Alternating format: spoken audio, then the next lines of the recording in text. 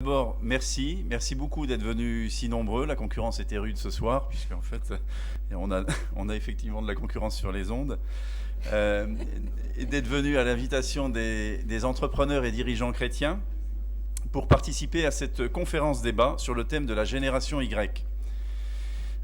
Alors, ce que nous vous proposons, c'est de partager, et pas simplement entre entrepreneurs ou entre dirigeants ou entre chrétiens, puisque dans tous ceux qui sont venus, je reconnais aussi des personnes en fait qui sont en lien avec la génération Y ou qui en font partie et qui en sont en lien pour d'autres raisons, notamment dans le domaine de l'éducation ou autre.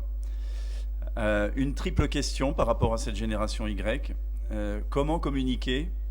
Comment se comprendre? Comment travailler ensemble? Et je remercie sœur Nathalie Bécard d'être parmi nous pour nous faire comprendre à la fois les questions, les certitudes, les attentes, les codes, les dissemblances et les ressemblances que portent en eux les jeunes de cette génération en regard à ceux des générations précédentes. Alors, sœur Nathalie, vous pourriez adhérer à notre mouvement puisque vous avez tout de l'entrepreneur, de la dirigeante et de la chrétienne. Après votre diplôme d'HEC, vous avez travaillé comme consultante en marketing communication, puis vous êtes entrée dans une communauté religieuse, les Xavières, où vous avez été envoyé en mission auprès des jeunes dans différents mouvements. Vous dirigez actuellement le service national pour l'évangélisation des jeunes et pour les vocations à la conférence des évêques de France. Le monde du travail ne vous est donc pas inconnu, ni celui des jeunes. C'est donc avec grand intérêt que nous allons pendant environ 1 heure vous entendre parler de la génération Y que vous connaissez bien, avant de vous demander de répondre à quelques questions de la salle pendant environ les 30 à 40 minutes qui nous restera. Quelques éléments d'organisation. Pour des raisons de sécurité, je vous remercie de laisser l'allée transversale libre ainsi que les portes de secours, bien que nous n'ayons pas envisagé de faire un exercice incendie ce soir. Vous avez sur vos chaises, si vous vous êtes assis dessus, ou dans la main dans l'autre cas, à moins que vous l'ayez mis sur la chaise du voisin, 2 fiches. Une première vous permettant de laisser vos coordonnées pour que l'on puisse vous envoyer le lien avec le site internet de l'enregistrement de cette conférence débat. Et d'ailleurs, je salue les internautes qui peuvent déjà nous suivre puisque c'est en direct. On n'arrête pas le progrès. Nous aussi, on fait du Y. Qui peuvent nous suivre à distance. Et puis, une deuxième fiche qui est blanche sur laquelle vous poserez la question en fait, que vous avez envie de poser.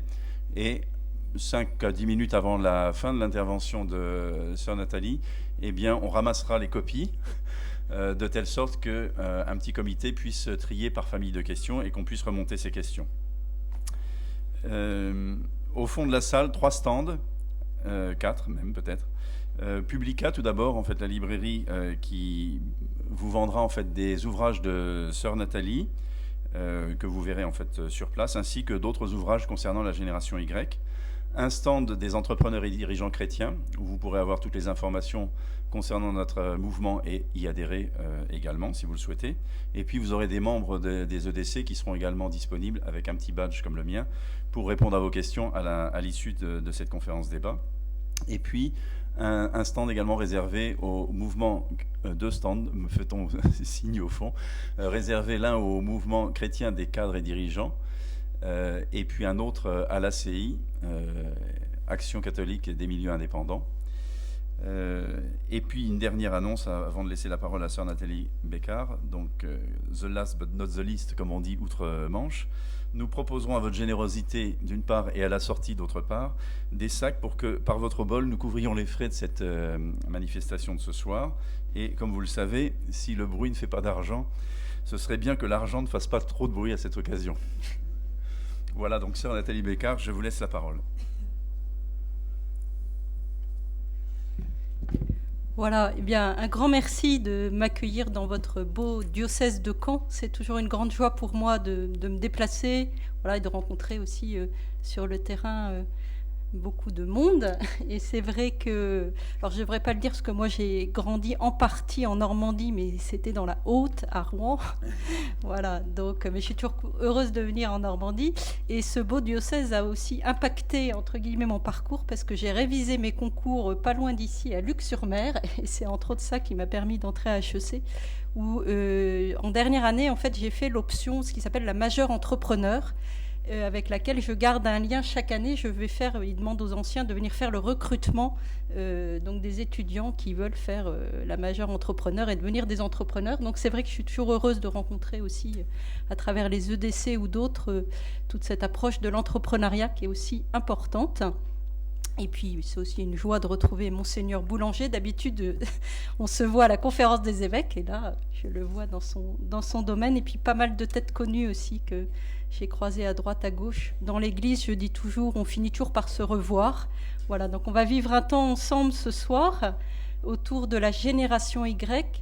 Alors peut-être juste, ça sera intéressant, globalement la définition qu'on donne aujourd'hui de la génération Y, c'est les 15-30 ans. Donc on va faire un petit sondage, voir s'ils sont un petit peu représentés dans cette salle, qui se sent de la génération Y, enfin qui en fait officiellement partie. Voilà, il y en a quelques-uns. Alors c'est toujours très très délicat de parler à la place d'une génération. Et c'est vrai qu'habituellement, j'aime bien aussi qu'on commence par entendre la voix directe de jeunes de la génération Y, mais j'espère qu'on les entendra bien aussi dans la deuxième partie. Je ne prétends pas tout connaître et tout comprendre de leur génération, mais c'est vrai que j'essaye au long de toutes mes missions pastorales, de les écouter. Voilà. Et ce que je peux vous dire et partager ce soir, c'est aussi grâce à toutes ces rencontres et ce qu'ils m'ont fait aussi, c'est eux qui m'ont fait bouger, qui m'ont transformé. Et ce que je peux vous partager, c'est aussi grâce à eux, et puis grâce aussi à une approche un peu de réflexion à travers aussi, j'essaye de travailler les enquêtes sociologiques, j'en évoquerai quelques-unes, et puis toute une expérience de collaboration aussi directe avec cette génération Y. Je ne sais pas si vous en avez tous déjà entendu parler. Peut-être pour remettre les choses, qu'on soit clair. Le Y, en fait, ça vient... L'appellation de cette génération, elle vient des États-Unis au départ. Génération Y, parce que le Y en anglais se dit Y. Et on les a appelés Y parce qu'ils portent tous, quasiment, en tous les cas dans le métro à Paris et dans bien d'autres lieux, ils ont les écouteurs d'iPod ou de téléphone, et ça forme un Y. Voilà, mais le why, c'est aussi en anglais la traduction de pourquoi ou de quoi. Et peut-être vous avez vu récemment sur France 2 et dans un certain nombre de journaux, il y a une grande enquête qui a été lancée sur la génération Y qui s'est appelée Génération quoi. Les résultats viennent de sortir. Je ne sais pas si certains ont participé, ils ont été très surpris. C'est des sociologues qui ont lancé une enquête sur Internet et 210 000 jeunes ont répondu, bien au-delà de leurs attentes. Donc c'est un sujet d'actualité. Peut-être vous savez qu'aujourd'hui, dans les entreprises, il y a des consultants génération Y. Je citerai l'un ou l'autre, parce que beaucoup de managers, de chefs d'entreprise sont un peu déroutés par cette génération. Mais ce n'est pas que le monde de l'entreprise. Je rencontre aussi très souvent le monde de l'enseignement et de l'enseignement catholique. Aujourd'hui, c'est aussi les profs qui sont déroutés par cette génération Y qui arrive, les parents parfois qui se posent des questions, et puis bien sûr dans la pastorale, et moi ce que je vais vous partager, même si j'ai un peu de lien avec le monde de l'entreprise, mais c'est aussi quand même beaucoup à travers l'expérience de la pastorale, où je me suis rendu compte, en fait, dans l'église, dans les aumôneries, au JMJ, si vous ne vous adaptez pas à ce que sont les jeunes, de toute façon, ils ne sont pas là. Ils ne sont pas obligés de venir. Et donc, c'est vrai en les écoutant, en essayant de les accueillir tels qu'ils sont, on a aussi développé et fait bouger un certain nombre de pratiques dont je vois qu'elles peuvent aussi être utiles pour le monde de l'entreprise ou d'autres institutions. Alors, pourquoi parler de la génération Y ? Alors, ce qu'il faut dire, c'est on peut dire quand même qu'il y a un intangible de l'humanité. Les générations, elles ne changent pas complètement année après année. Si vous écoutez Socrate, il y a un petit passage qui est bien connu qui dit « Ah, les jeunes d'aujourd'hui ne sont plus comme avant ». Voilà, ça se disait déjà du temps de Socrate. Ils ne sont pas respectueux de l'autorité. Et vous pouvez continuer tous les poncifs que vous avez en tête. Et en même temps, il faut prendre la mesure quand même, je crois qu'on est dans une période de l'histoire aujourd'hui avec une révolution, je crois, très forte, anthropologique, sociale, culturelle. Et cette génération, si elle est nouvelle, c'est parce que le monde a changé et les parents ont changé. Voilà. Les générations Y qui nous déroutent, ils ne sont pas sortis de nulle part. Voilà. Ils arrivent aussi façonnés, éduqués par leurs parents et ayant grandi dans un environnement ces 10, 15, 20 dernières années qui n'est pas le même qu'il y a 50 ans ou qu'il y a 100 ans. Voilà. Donc on va essayer de creuser ça. Et pourquoi on les appelle Y? Parce que ceux d'avant, donc en gros ceux de ma génération, d'un certain nombre d'entre vous, entre les 35 et 50, 55 ans, c'est la génération X. Voilà. Et puis avant, vous avez la génération du baby-boom. Et vient après la génération Z. Alors préparez-vous, parce qu'on dit que les Z, c'est les Y en pire. Alors c'est une manière de dire, mais qu'il y a des caractéristiques qui sont encore plus accentuées chez les Z. Voilà. Mais ce qui est passionnant quand on travaille avec la génération Y et qu'on essaye de l'écouter, de la comprendre, de travailler avec elle, de collaborer, c'est qu'en fait, ils sont porteurs en premier lieu, et on voit à travers eux, si vous voulez, comme avec un miroir grossissant, en fait, ce qui traverse toute la société et qui se déploie. Et vous allez voir que sans doute, bon nombre d'entre vous, vous allez aussi découvrir que vous êtes un peu Y sans le savoir. Voilà. Donc en fait, c'est vrai que, vous voyez, c'est la jeune génération, elle a comme un concentré des évolutions qui sont des tendances de fond. Et c'est vrai que vous allez voir qu'elle est très marquée aussi par la révolution du numérique. Et ça vient tous nous toucher. Alors je vais refaire un petit sondage. Qui est sur Facebook ? Vous voyez, c'est plus que ceux qui se sont déclarés génération Y. Qui utilise Internet quotidiennement ? Voilà, c'est quasiment tout le monde. Donc, voilà, la génération numérique. Et alors, c'est vrai, pour terminer cette petite introduction, et je voudrais essayer aussi, au long de ce que je vais vous partager, de donner des petits exemples concrets, des petites histoires. Ce matin, j'ai accueilli très régulièrement, et j'essaye dans mon service quasiment tout le temps d'avoir des jeunes en stage, voilà, qui sont étudiants, qui terminent leurs études. Et j'ai accueilli Marie ce matin, qui vient nous aider à préparer le grand pèlerinage national des étudiants en Terre Sainte. Elle termine son école d'ingénieur. Et donc elle est arrivée dans le service, on l'a présentée, quasiment tout le monde lui a posé la question, oui, alors quand tu auras fini ton stage en septembre, qu'est-ce que tu vas faire ? Et à votre avis, qu'est-ce qu'elle a répondu ? Je sais pas, voilà, je sais pas, je vais voir, on verra comment. Vous voyez, ça c'est très caractéristique, et vous allez voir que, et j'espère que vous pourrez percevoir pourquoi aussi c'est compliqué de se projeter dans l'avenir quand on est de la génération Y. J'ai d'autres... voilà, c'est avec plein d'images en tête que je vais essayer de vous partager. Ce qui, pour moi, à travers cette génération Y, en fait, on prend davantage conscience, sans doute, c'est une génération numérique, qui est une nouvelle donne pour l'entreprise, et c'est l'axe de la conférence de ce soir, qui est un véritable, je crois, changement, quand on parle changement de paradigme, c'est-à-dire ça vient reconfigurer tout le système de travail et le système de travail en entreprise. Mais de la même manière, peut-être parmi vous, il y a des médecins, peut-être vous avez vu aussi depuis 15-20 ans comment l'arrivée d'Internet, les nouvelles pratiques, avec le fait que nous, quand on est malade, on va voir sur Internet à quoi correspond cette maladie, on peut quasiment faire un autodiagnostic, on va partager ses questions, ses inquiétudes sur Doctissimo ou d'autres forums. On n'est plus dans le même rapport avec son médecin qu'il y a 30 ans, quand il n'y avait pas aussi, quand il n'y avait pas Internet. Et donc, tout le système du travail médical, le rôle des médecins, la place des patients est en train de changer aujourd'hui. Et ça, c'est quasiment dans tous les systèmes, on assiste finalement à une reconfiguration assez forte, parce que la nouvelle génération, elle vient bousculer très fortement des manières de faire. Et actuellement, on le voit particulièrement à l'école et à l'université. Je ne sais pas combien de temps on va pouvoir tenir.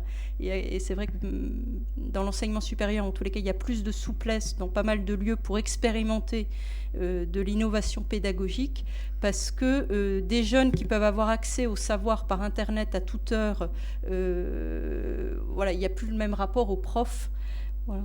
Donc, je vous ai mis cette petite image parce que elle dit aussi qu'on est vraiment en train de passer d'une culture de l'écrit à une culture des écrans. Et la génération Y, voilà, elle grandit de plus en plus avec ces écrans de toute taille.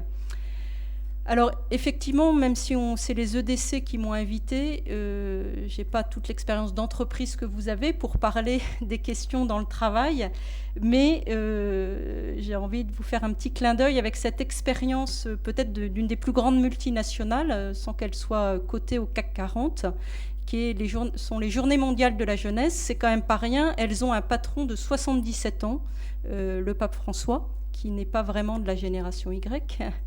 Mais cet été, j'ai eu la chance avec d'autres d'être à Rio. Et vous voyez, c'est le pape François qui invite au JMJ. Mais pour qu'il y ait 1,5 million de jeunes qui se retrouvent à Copacabana, il ne suffit pas que le grand patron dise « Allez, vous venez » et tous les jeunes viennent. En France, si on a emmené 5500 jeunes, et dans le diocèse, vous pouvez le voir, c'est 1 + 1 + 1 + 1. Et la clé, en fait, qui à mon avis est une des clés pour le monde de l'entreprise aujourd'hui, pourquoi les JMJ, ça fonctionne bien, et il y a une vraie intergénération, parce que les jeunes, ils sont accompagnés par des aumôniers, des personnes plus âgées, c'est parce qu'on les met aux manettes et on ne peut pas penser l'organisation des JMJ dans tous les pays du monde sans associer des jeunes de la génération Y. Voilà. Alors je termine cette conclusion avec, si vous vous endormez pendant tout ce que je vais dire après, c'est peut-être pour moi le maître mot, c'est de travailler avec eux, de les associer, de les rendre acteurs et de vivre les choses en co-responsabilité. Et c'est vraiment le modèle qu'on déploie aujourd'hui dans la pastorale. Et peut-être que c'est aussi des choses qui sont en train de bouger dans les entreprises, de mettre davantage les jeunes vraiment en co-responsabilité.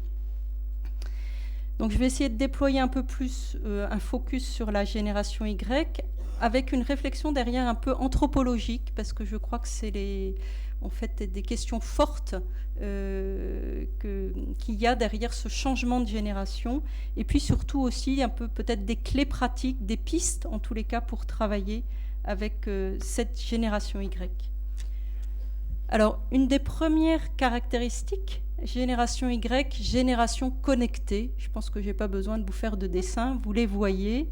Et vous savez qu'aujourd'hui, par exemple, les ados envoient en moyenne 100 SMS par jour. Quand vous voyez toutes les statistiques, je ne vous ai pas mis des tonnes de chiffres, mais le nombre d'heures passées sur Internet est de plus en plus grand. 95% des jeunes de 15 à 25 ans sont sur Facebook. Alors vous arriverez toujours à trouver un jeune qui a quitté Facebook ou qui n'y est pas, mais c'est une toute petite minorité. Et surtout aujourd'hui, la génération Y se parle plus via smartphone et via les téléphones, les chats, les SMS et les réseaux sociaux qu'en direct, comme on peut le faire ce soir.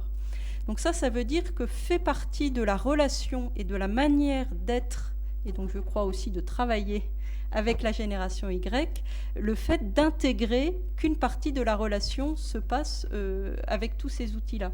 C'est pas du n'importe quoi, c'est pas autre chose, c'est pas du virtuel, ça fait partie de la manière d'être en relation aujourd'hui. C'est leur code, leur outil, leur langage, à tel point que quand on les interroge, la majorité vous disent que si on leur enlève leur petit appareil, ils se sentent amputés. C'est comme le 207e os. Et on s'aperçoit même aux États-Unis que la forme de la main est en train de changer tellement quand on tape. Voilà, ça. Et ce qui évolue et vient bousculer aussi beaucoup de choses, c'est qu'aujourd'hui, en fait, tous les médias convergent vers ces appareils, les tablettes, qui sont en expansion. C'est pas que les jeunes ne lisent plus, mais ils lisent de plus en plus sur les écrans. Voilà. Et ça, on sait aussi aujourd'hui, si vous voulez, que ça façonne, comme je vous disais, on est vraiment en train de passer de la culture de l'écrit à la culture des écrans. Donc la génération Y, elle a grandi dans les écrans, quasiment avec une souris à la main. Moi, je vois, j'ai des petits neveux et nièces, à 3-4 ans, ils prennent le téléphone, ils tapent des SMS, vous le voyez autour de vous. Ils ont grandi avec ça, c'est leur univers, et ça produit d'autres choses. Voilà. Alors, ce que je vous invite ce soir, c'est qu'on regarde avec bienveillance cette génération, parce que comme toute génération, elle a des atouts, elle a des richesses. Bien sûr, elle a aussi des choses sans doute qu'il faut un peu faire bouger. Mais le problème, c'est que souvent, nous, des générations précédentes, comme si vous allez en Chine ou si vous allez habiter au Burkina Faso, vous allez découvrir une culture différente, des manières de manger, de se comporter, des manières d'être en relation qui ne sont pas les mêmes que vous. Et spontanément, on porte notre regard avec nos codes à nous et on juge ça de manière négative. Alors, souvent, on fait ça aussi avec la génération Y quand on n'est pas de cette génération. Mais je pense qu'il faut la regarder, voilà, avec bienveillance, comme une nouvelle culture qui se déploie. Alors, comme cette génération Y, en fait, ce qui la marque aussi beaucoup, c'est que ses langages premiers, c'est l'image, la vidéo et la musique. C'est impressionnant de voir le rôle de la musique chez les jeunes. Ils vous disent, on ne peut pas vivre sans musique quand vous les écoutez, interrogez-les. J'ai la chance dans ma communauté Xavier de vivre d'être dans la communauté du noviciat. Donc je vis avec les novices qui rentrent chez Xavier et qui sont en formation.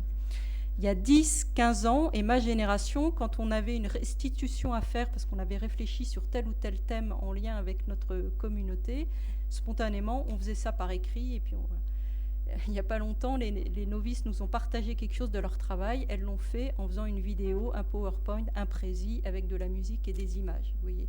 Et ça produit autre chose. Donc on est vraiment aujourd'hui dans ces langages d'images, de sons, de vidéos qui sont ceux de la génération Y, spontanément. Ça ne veut pas dire qu'ils n'ont pas appris à écrire parce que l'école n'a pas tellement bougé ses programmes. Donc ils apprennent aussi... Alors, je vais vous présenter une petite vidéo qui résume en quelques minutes cette génération Y. Ah, pardon.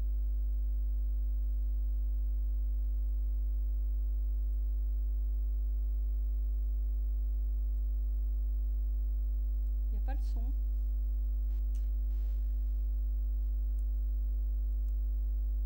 Ça va marcher ?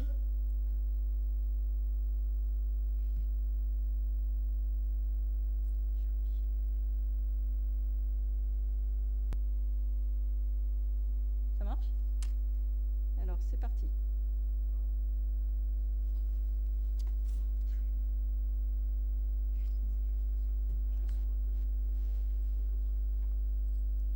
Ah oui, pardon. Bref. Désolée.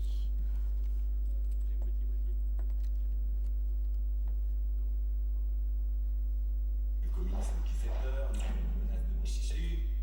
Salut, j'ai entre 15 et 30 ans et je fais partie de la génération Y. Pourquoi Y? Parce que celle d'avant, des gens nés entre 1960 et 1980, s'appelait la génération X. X parce que paumé, sans but et sans repère. Bref, colonialisme, guerre froide et chute du mur. Alors qui suis-je si je suis né entre 1980 et 2000? Eh ben, je suis de la génération Y. En gros, j'ai pas connu le communisme qui fait peur, ni les menaces de bombes atomiques. Et souvent, je me pense plus intelligent que mes parents. Y pour why. Parce que j'ai beaucoup de mal à respecter un ordre s'il m'amène à me demander « Hein? Mais pourquoi ?» En fait, je suis quasiment né avec un ordinateur dans les mains. J'ai commencé à petite dose avec un abonnement ADSL 56K, 1 heure par mois. Quoi? 1 heure par mois? Ah oui, d'accord. C'est là où j'ai appris que l'icône c'était un labrador, que j'ai chatté sur Caramel, MSN, Skype, puis Facebook, que j'ai téléchargé sur Napster, Casa, Imu, puis Torrent. À l'époque, je finissais le serpent sur mon 3310. Je trichais en cours avec ma TI 89 et j'écoutais mon iPod à la récré. Ou mon mini-disque. Ou le Discman. Walkman. En terminale, le prof de philo me demandait si les nouvelles technologies n'empêchaient pas les gens de communiquer. Je connaissais pas la réponse, mais j'avais déjà 2 vies, une réelle et une connectée. Aujourd'hui, je sonde mes connaissances sur Facebook pour une colocation, je vends sur eBay, je partage en peer-to-peer. Je n'ai jamais vraiment compris comment marchait Wikipédia, mais je l'utilise en permanence. Mon smartphone est ma 3e main, et quand il tombe en panne, je suis moins efficace. Je me demande pas si c'est bien ou mal, je sais juste que je vis avec mon époque. Alors je te préviens, je ne me satisferai pas d'une vie qui ne me conviendra pas. Je changerai 10 fois de boulot s'il le faut. Je suis conscient du monde dans lequel je vis et j'aspire à le changer. La portée de mes actes est 1000 fois supérieure à celle de mes aïeux. J'arrive sur le marché du travail avec une arme qui changera le monde. C'est que je suis connecté.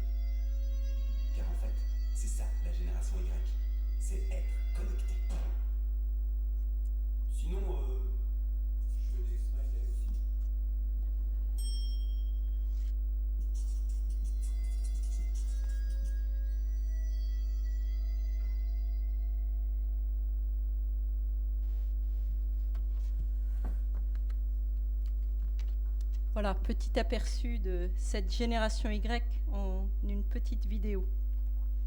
Alors nous poursuivons l'exploration de cette planète étrange, donc pour qui, vous le voyez bien, il y a une place centrale d'Internet, qui est à la fois un lieu d'information et d'expression, un lieu source, donc spontanément le réflexe, dès qu'ils ont une question, les enquêtes le montrent, ils ne vont pas d'abord interroger les parents, les profs, les aumôniers, ils cherchent quelque chose, paf, le réflexe c'est Google. Voilà. Internet est à la fois un outil, mais aussi tout un mode, un lieu d'apprentissage et puis aussi d'expression. Pour un jeune lambda de la génération Y, avoir un profil Facebook, une identité numérique, être sur LinkedIn quand on cherche du travail, c'est comme un vêtement. Si vous n'en avez pas, vous n'existez pas, vous êtes tout nu. Voilà, ça fait partie de vous d'avoir cette identité numérique et d'exister sur les réseaux. Alors ces jeunes, ils sont donc les premiers porteurs de ce que j'appelle cette culture postmoderne numérique qui se développe. Vous savez que Michel Serres, peut-être certains en ont entendu parler, il a une très jolie expression pour parler de cette génération Y, petit poussé, petite poussette, voilà qu'on toujours... Et il nous dit, on est en train de vivre une révolution du même ordre que première révolution, arrivée de l'écriture, passage de la culture orale à la culture écrite, deuxième révolution, arrivée de l'imprimerie, possibilité de diffuser le savoir en masse, et troisième révolution, la révolution numérique, voilà, qui a des conséquences, comme je vous le disais, anthropologiques, sociales, politiques, et donc aussi dans tous nos lieux. Et donc on est vraiment à une pliure de l'histoire, et on ne sait pas bien vers quoi on va, quel est l'avenir, et personne n'est capable de prévenir l'avenir d'Internet. D'ici 2 ans, Facebook n'existera peut-être plus. Les meilleurs spécialistes ne savent pas que vous dire de ça. Alors, sur Internet, il y a une manière de faire quand on cherche à définir un terme ou une notion. On a un nuage de tags. Peut-être vous pouvez taper de Caen et vous verrez quels sont les mots qui sont associés, qui sont reliés, c'est-à-dire ceux qui viennent le plus sur Internet associés à Caen. Alors, quand on tape Génération Y sur Internet, voilà les mots de ce nuage de tags qui décrivent un peu les caractéristiques de cette génération Y. Connecté, impatient, maintenant, pas dans 5 minutes, rapidement ennuyé. Mais aussi, vous voyez des choses qui sont des caractéristiques qui sont aussi intéressantes.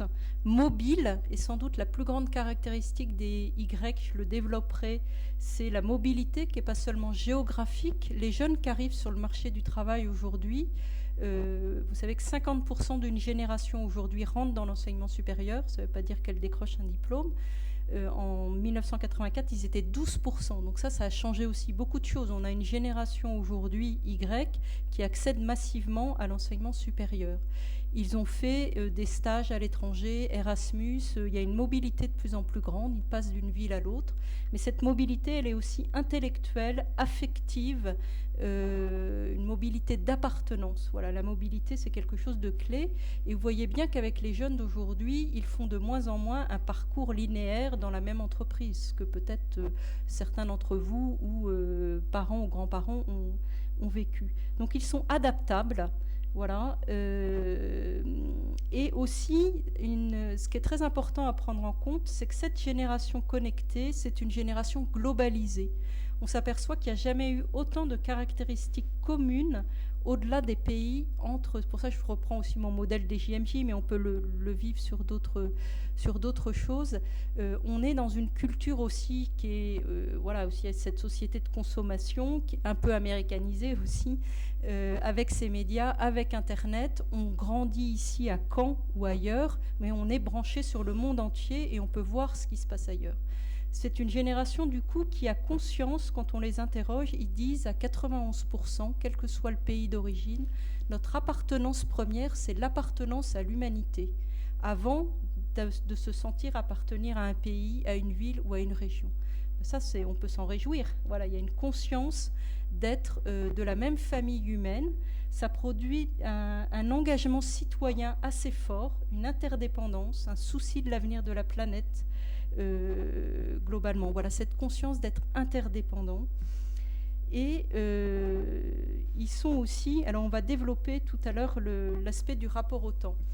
Une autre définition un peu rapide aussi, la petite vidéo que je vous ai montrée, elle est faite par Julien Pouget, qui est un des consultants actuels spécialistes de la génération Y.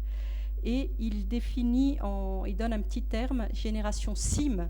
Alors génération SIM, vous voyez, c'est une génération aussi qui a envie d'escalader les sommets, qui aime les défis, ça je le développerai, c'est quelque chose d'important.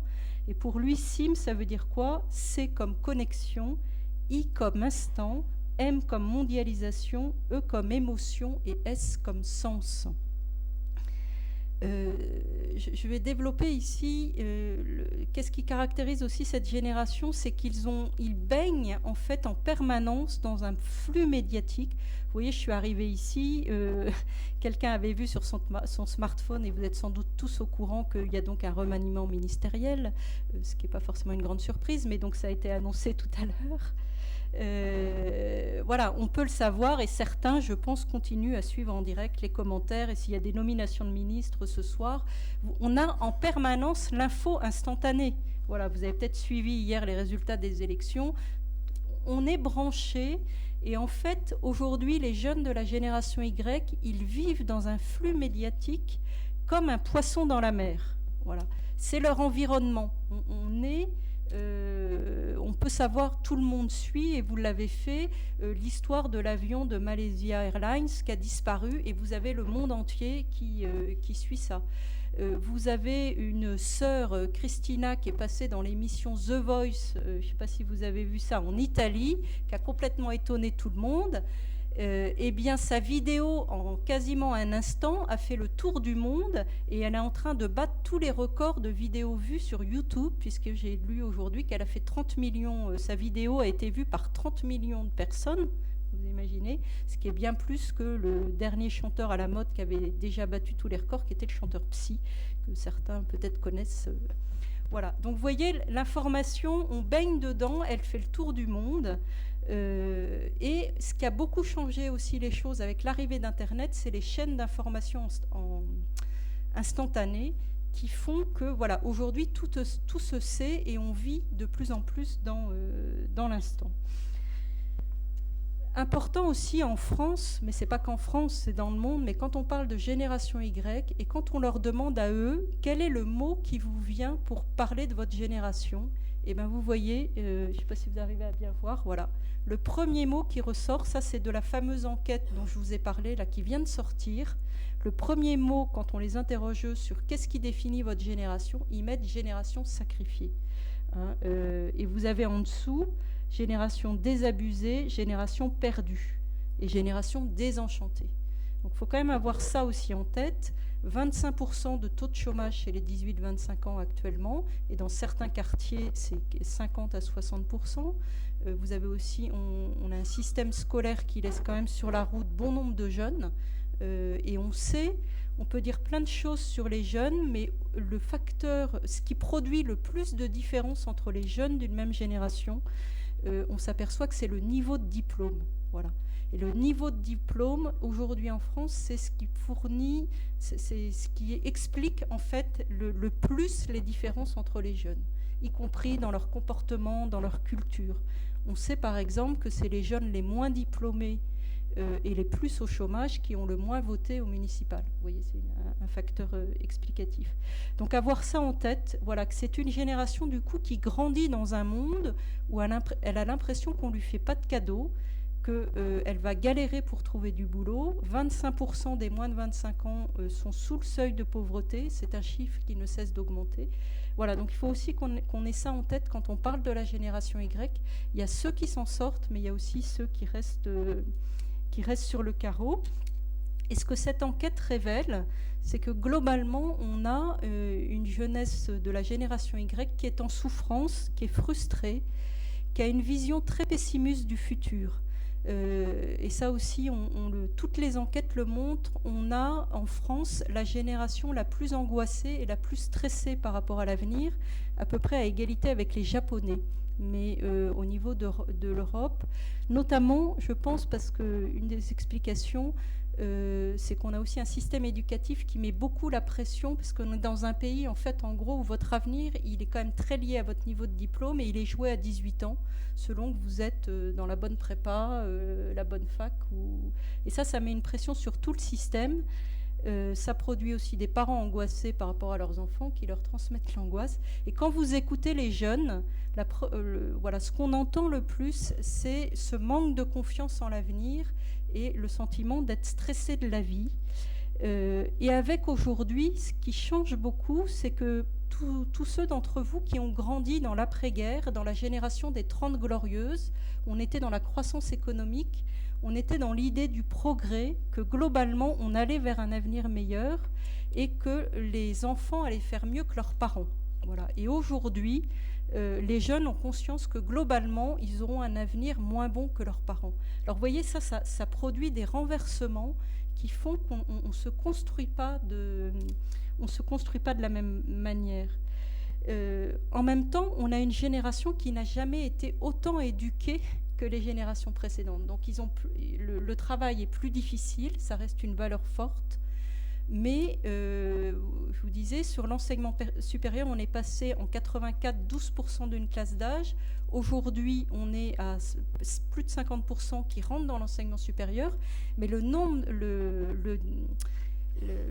d'emplois qualifiés n'a pas augmenté de la même manière. Donc vous avez énormément de jeunes qui se retrouvent et qui ont l'impression qu'ils sont dans des emplois qui ne correspondent pas à leur niveau de compétence, en fait.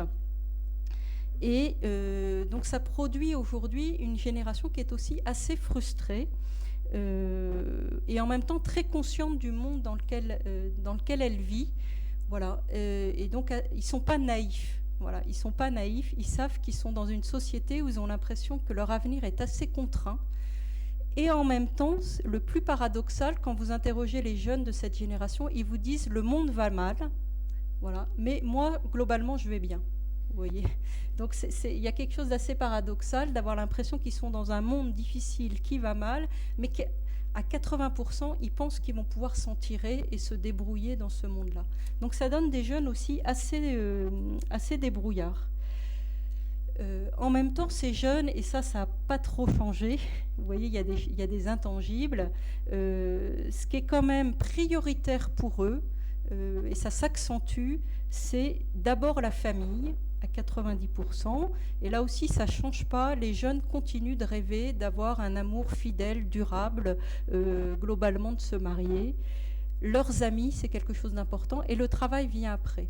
Et une des différences les plus fortes avec les générations précédentes qui se voient bien dans le travail, je suis sûre que certains d'entre vous ont des exemples très concrets, c'est que pour les jeunes d'aujourd'hui ne sont pas prêts à sacrifier leur vie personnelle par rapport à l'entreprise. Voilà, ils n'ont pas le même rapport à l'entreprise.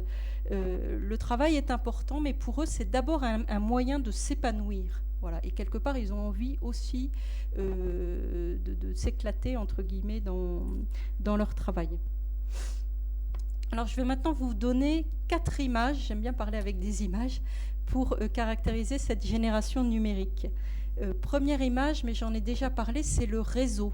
Voilà, c'est le réseau. En fait, c'est quoi un réseau ? Un réseau, c'est de la relation interpersonnelle. Sur Facebook, vous êtes en lien avec plein de gens, selon le nombre d'amis que vous avez, mais vous êtes en lien de relation interpersonnelle. Vous pouvez savoir qui vous avez cliqué comme ami. Ce qui est très important pour cette génération, c'est une génération, si vous voulez, qui a grandi. Voilà, on est aussi dans leur famille. Ils ont été globalement l'objet d'attention. C'est un peu des enfants rois. Hein, et aujourd'hui, ce qui est au centre, c'est l'individu. Et ils aiment beaucoup plus les fonctionnements en réseau. Ils ne sont pas prêts à entrer dans une entreprise, dans un parti, dans une association où ils ont l'impression qu'ils rentrent dans un collectif tout fait. Vous voyez, en fait, la problématique aujourd'hui pour beaucoup de lieux avec d'autres, c'est d'être en relation interpersonnelle. Voilà, ce qui est au centre pour cette génération, c'est la relation personnelle.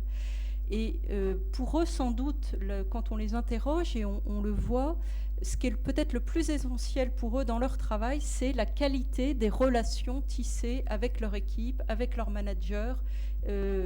Voilà, ils accordent beaucoup d'attention à la relation. Et leur plus grande soif, c'est une soif de relation vraie. Voilà. Alors ça veut dire quoi ? Ça veut dire Vous voyez, nous, quand j'écoute, mais je vous donne des exemples, mais on les retrouve ailleurs, quand j'écoute les plus anciennes de ma communauté, elles ont grandi et elles ont été formées dans une manière de vivre ensemble dans la communauté où on ne parlait pas forcément beaucoup de soi, il n'y avait pas forcément beaucoup de partage. Elle disait en gros, on alignait, quoi. On rentrait, on vivait ensemble en communauté, mais voilà, on rentrait dans un groupe. Aujourd'hui, pour qu'il y ait la confiance dans une supérieure, c'est pas simplement la supérieure dit ça, il faut tisser de la relation interpersonnelle de confiance. Voilà. Quand j'écoute les jeunes qui veulent rentrer dans la vie religieuse, mais c'est pareil quand ils veulent rentrer dans l'entreprise, un des critères les plus importants, c'est la qualité de relation fraternelle qu'ils perçoivent voilà, dans une communauté ou dans un collectif. Donc ils sont très sensibles à la qualité des relations. Autre image pour comprendre cette génération, l'image de la mosaïque. Auparavant, voilà, vous travaillez, je ne sais pas, à la Poste, à la SNCF, quelque part, ça vous donnait une identité forte, vous faisiez tout votre parcours dans une entreprise et vous étiez, voilà, cheminot, c'est pas rien, ou vous étiez à la CGT ou dans un autre parti ou aux EDC, c'était vos groupes d'appartenance, quelque part, qui vous donnaient une identité forte. Dans l'Église, puisque beaucoup d'entre vous en sont, on faisait tout un parcours dans le scoutisme ou dans tel mouvement, et nos groupes d'appartenance, ou le fait d'être à Caen, voilà, vous êtes de Caen, ça vous donne une identité comme extérieure qui vous est donnée par vos groupes d'appartenance. Aujourd'hui, on est avec des identités beaucoup plus mobiles et qui se construisent de manière beaucoup plus ouverte. Vous avez fait l'école de commerce de Caen, ou vous êtes à la fac de droit de Caen. Vous avez plein de possibles devant vous. Hein, et le fait aujourd'hui de grandir avec tout ce monde numérique, toutes ces infos, d'être branché sur le monde entier, de voir plein de choses dans les médias, d'être aussi dans une société très plurielle, ça vous donne l'idée que, en fait, voilà, il y a plein de possibles. Et vous pouvez choisir, et on voit des trajectoires professionnelles de plus en plus mosaïques. Voilà. Les jeunes aujourd'hui se construisent par expérimentation. Un jour ils sont là, un jour ils sont là. Un jour, moi je vous donne l'exemple d'un jeune, il est allé, voilà, il sort d'une école d'ingénieur, il est allé passer 2 ans en entreprise, il est allé faire un volontariat, après il s'est dit peut-être ça serait mieux que je sois enseignant, donc il a passé le concours d'enseignant, puis il s'est aperçu quand même que c'était pas très facile, donc il est reparti en entreprise. Voilà, vous avez ces identités mosaïques, on se construit par expérience, et au fur et à mesure, voilà, on tisse quelque chose et ça donne des parcours beaucoup plus pluriels et subjectifs. Mais ce que nous, on voit comme une mosaïque, en fait, pour les jeunes, c'est naturel. Voilà. Une autre image, c'est pas simplement parce qu'on est à Caen et qu'il y a la mer et que j'aime bien aussi la mer, mais c'est parce qu'en fait, peut-être ce qui marque aussi le plus cette génération Y, c'est une génération, donc, comme je vous le disais, qui grandit avec cette idée que l'avenir est incertain, imprévisible. On n'a jamais eu autant de mutations technologiques que depuis 15-20 ans, avec des tas d'innovations. Le monde bouge très très vite. Vous savez qu'aujourd'hui, la problématique des dirigeants d'entreprise, c'est comment on apprend à gérer en contexte d'incertitude. Voilà. C'est toute une approche qui se développe parce que il faut prendre des décisions. Voilà. Mais et la mer, pourquoi je vous parle de la mer et je vous donne cette image, c'est parce que fondamentalement, c'est un espace mouvant. Si vous regardez, vous avez les marées, voilà. Aujourd'hui, les jeunes ont l'impression qu'il n'y a plus grand-chose de solide. De plus en plus de jeunes font l'expérience que leurs parents se séparent, que leur père perd son boulot ou la mère, qu'il n'y a pas grand-chose qui tient vraiment. Et donc, on est aujourd'hui dans cette expérience du sol qui se dérobe. Et tout l'enjeu pour cette génération, c'est d'apprendre à trouver son équilibre dans cet univers mouvant. Voilà, qui est celui de la mer, qui est celui d'Internet, qui est celui de ce monde qui bouge, et c'est pas facile. Et aussi, on a une manière de se construire qui est beaucoup plus, qui est beaucoup plus fluide. un autre aspect, hein, et je vous ai donné l'exemple, vous savez que ce qui se partage le plus sur Internet, c'est les vidéos humoristiques. On voit bien aujourd'hui voilà, le code et les langages des plus jeunes, c'est l'humour, c'est le lol, hein, c'est cette expression anglaise qui veut dire mort de rire, le ludique, et beaucoup de jeunes ont finalement un rapport à la vie comme un jeu. En fait, ils sont sans cesse, ils ont grandi dans la société de consommation, de publicité, de marketing, ils sont à la recherche du bon plan. Peut-être que certains d'entre vous, ce soir, ont hésité jusqu'au bout à venir, en particulier les plus jeunes, en se disant « mais peut-être que j'aurai un meilleur plan avec tel ami qui va me proposer quelque chose, ou telle soirée ». Et on est de plus en plus sur Google, on va tout comparer. Voilà, et on fait son marché. Et aujourd'hui, si vous voulez acheter un frigidaire, vous allez comparer, regarder les commentaires des internautes. Voilà, donc ce rapport à la vie comme un jeu. Donc vous voyez, derrière tout ça, ce que j'ai essayé de vous dire, c'est on voit quand même le développement d'une nouvelle culture dont cette génération Y est porteuse, et ça va lui donner, voilà, très concrètement en entreprise, des comportements qui sont un peu différents des générations précédentes. Alors je vais essayer d'accélérer. Voilà, une culture très ludique, personnalisée à outrance. Donc vous allez voir qu'en entreprise, ils ont besoin d'un suivi très personnalisé, en fait, et de relations individualisées. On parle aujourd'hui de la gestion individualisée de la performance pour les jeunes qui rentrent. Un élément particulièrement à prendre en compte, et une des clés pour comprendre cette génération Y, c'est qu'elle fonctionne à l'affect. Voilà. Ils sont très sensibles à l'émotionnel, voilà, beaucoup plus qu'à une approche très conceptuelle ou intellectuelle. En fait, ils ont envie, si je m'adresse à eux dans une salle comme à des cerveaux, ils vont pas très bien voilà, ils vont pas très bien écouter ou adhérer. Ils ont besoin de sentir qu'ils vont être très sensibles, par exemple, au cadre, aux espaces de travail. Vous savez par exemple qu'aujourd'hui, toutes les entreprises informatiques qui recrutent beaucoup de jeunes, type Google ou autres, je ne sais pas si vous êtes déjà allé voir comment ça se passe dans ces entreprises.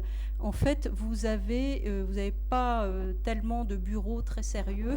Vous avez des sofas, vous avez des coins cafés, même dans certains endroits, il y a des ballons. On va créer un univers très ludique et très convivial, très chaleureux, pour, vous voyez, avoir une atmosphère qui soit d'ailleurs...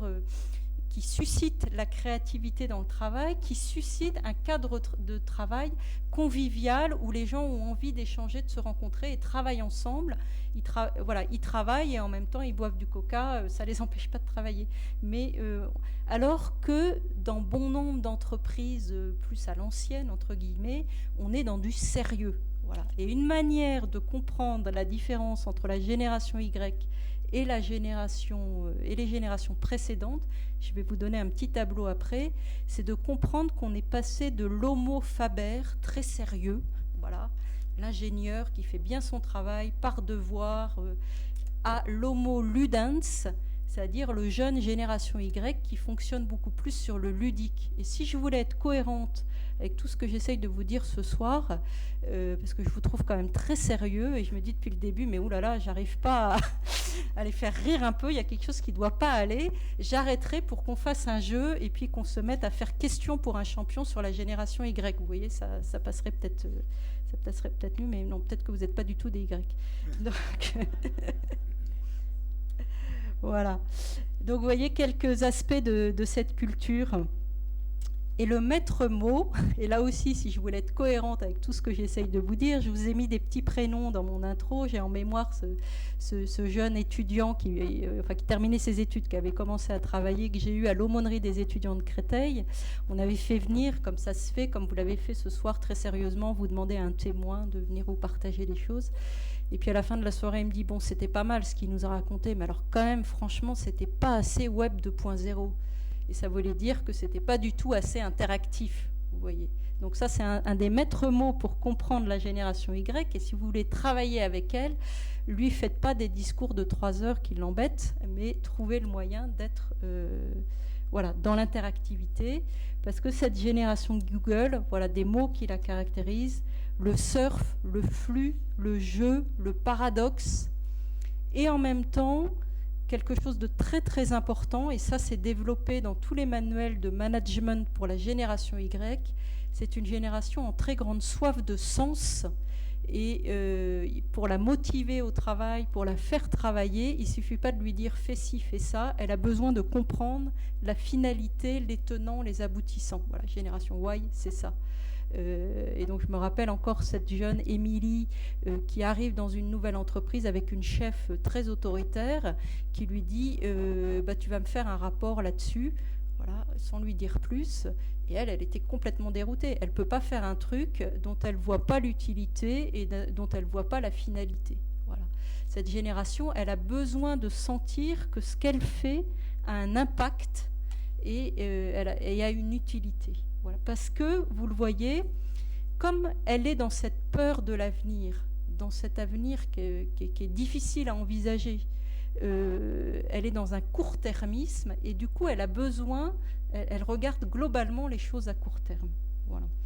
Et aussi ce qui est très important, c'est qu'ils sont beaucoup plus aujourd'hui, la génération Y, dans le concret, et ils ont besoin de choses concrètes. Si vous leur donnez des objectifs à long terme, comme voilà, votre mission c'est de développer les parts de marché dans le secteur du yaourt, vous voyez, voilà, développer la part de marché dans le secteur du yaourt, bon, il y a plein de manières de le faire. Ils ont besoin d'objectifs concrets. Et une des manières de faire, c'est de leur donner quasiment au jour le jour ou semaine à la semaine, voilà, pour développer la part de marché dans le secteur du yaourt, il faut mettre en place telle action, trouver 3 clients de plus d'ici 15 jours. Voilà, elle a besoin de... Voilà, alors comme je vous ai dit, au centre, il y a cette question de la confiance et du sens, avec aussi, ça c'est un élément très important à prendre en compte. Moi je suis frappée dans tous les jeunes que je rencontre et que j'écoute, quand même globalement, le nombre de jeunes qui sont dans un manque de confiance en eux, dans les autres, dans l'avenir, et ils ont vraiment besoin qu'on leur donne des cadres, des expériences, et que notamment dans l'entreprise, on les met en confiance. C'est pas forcément, c'est pas forcément gagné d'avance. Et vous voyez que pour eux, c'est la relation qui est au centre. Ils ont beaucoup besoin aussi d'empathie, de sentir qu'ils sont accueillis, compris, parce que l'essentiel, c'est la manière dont effectivement ils expérimentent les choses. Le subjectif a une importance très grande. Tout ce que j'essaye de vous dire, c'est pas pour dire qu'il faut simplement ne rien faire. Quand on est chef d'entreprise, manager, quand on est prof, quand on est parent, on est pédagogue. Donc on va avoir envie aussi de faire découvrir d'autres choses aux jeunes. Mais si on les accueille pas tels qu'ils sont, voilà, si dans l'entreprise vous rêvez d'avoir d'autres gens que ceux qui arrivent sur le marché du travail, ça sera pas possible. Voilà. Donc il faut bien faire avec, les accueillir et en même temps leur proposer un chemin pour les faire avancer et surtout pour qu'on puisse travailler et vivre ensemble. C'est ça la problématique en fait, c'est de communiquer, de mieux se comprendre et de travailler ensemble. Alors pour ça, c'est important de repérer, voilà, que dans leur manière leurs valeurs et leur manière de fonctionner, il faut conjuguer, il y a à la fois un très grand besoin d'autonomie, et on voit bien aujourd'hui que quand vous regardez les enfants qui grandissent, ils sont d'une certaine manière autonomes de plus en plus jeunes. Ça ne veut pas dire qu'il y a forcément l'autonomie affective et l'autonomie jusqu'au bout. En même temps, la solidarité est une valeur très très forte. C'est impressionnant de voir tous les jeunes qui veulent partir faire de l'humanitaire. Toutes les formations sur le management associatif, sur l'humanitaire sont complètement en explosion. Voilà, beaucoup n'ont plus confiance dans les entreprises. Donc il y a un sacré challenge pour recréer la confiance et leur donner envie de venir travailler dans les entreprises. Mais leur moteur, ça c'est un point clé, leur moteur c'est la passion. S'ils voient le challenge, s'ils voient la perspective de ce qu'on leur propose, ils sont capables de travailler des heures et des heures. On sait aujourd'hui que dans l'entreprise, pour cette génération Y, avec le fait d'être connecté en permanence, il n'y a plus la même séparation entre la vie privée et la vie au travail. D'ailleurs, ça touche plein d'autres domaines. Donc, au milieu de leur journée de travail, ils vont regarder Facebook, au milieu d'une réunion, ils répondent à des mails de leurs amis, ils envoient un SMS. Voilà. Alors, on peut le voir de manière négative, mais en même temps, ils sont prêts à bosser chez eux le soir s'il faut terminer un rapport. Vous voyez, quand ils sont motivés, qu'ils voient le challenge, ils peuvent vraiment beaucoup donner. Ils fonctionnent donc beaucoup par la communication en réseau. On est aujourd'hui dans une approche qui est beaucoup plus, certains disent, on est dans une société, et la génération Y, ils sont beaucoup dans la communication en réseau et la communication partage. Si on communique avec eux que de manière institutionnelle, voilà, ça ne va pas fonctionner. En fait, ils ont besoin... Donc, vous voyez, le chef d'entreprise qui reste sur son piédestal à faire simplement un grand discours pour leur donner des choses, qui n'est pas dans une relation aussi où il y a une forme de partage et de réciprocité, ce qui ne veut pas dire que chacun ne reste pas à sa place. C'est très important. Mais ils ont besoin de sentir voilà, qu'ils fonctionnent dans cette communication partage. Hein, voilà. Donc là aussi, un des maîtres mots pour la génération Y, c'est la proximité.